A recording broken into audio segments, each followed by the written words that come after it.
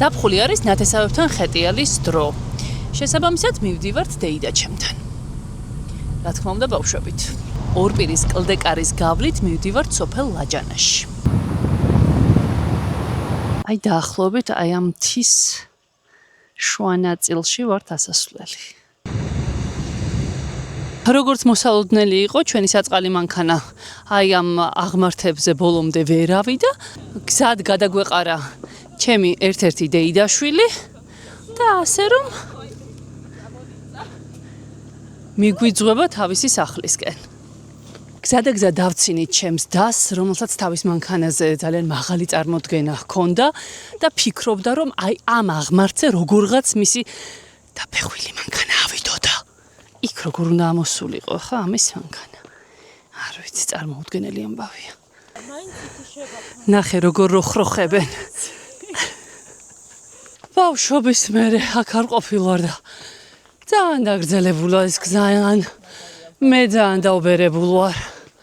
სად შემიძლია ამ ხელა აღმართებზე სიარული დედა. ცოტა ახლა ლეჩხუმური მოთქმაც ხო უნდა მოისმინოთ კაცო. მივედით. აქ ერთი ადგილი უნდა გაჩვენოთ. ოღონდ ხა არ თქვათ რომ რაღაცა ეს საცოდა ვიჭერებზეა დახამებულიო. ზანდურის სახლში რომ ჭერი იყო დაახლოებით იგივენაირი ჭერი აქვს დეიდაჩემს, რადგან მისი მამამთილი იყო ხისხელოსანი და ძალიან ლამაზ რაღაცებს აკეთებდა სახლში.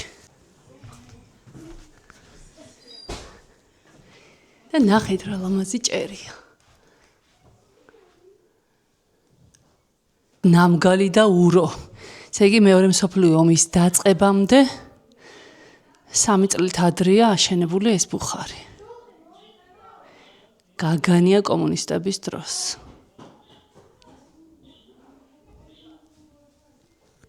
ბაბუის ნახელავი ნალია. ნალია პრინციპში ჩვენც გვაქვს სახლში, მაგრამ აი ასეთი ლამაზი და რაღაც მოჩუქურთმებული არა. ეს ჩემი დეიდაშვილის შვილი სულ რამდენიმე თვის გამოჩეკილით აია. რა სჭირთ ამ მომანაძეებს დედაჩემივით ესეც მეხვეწება კამერა გაწიეო.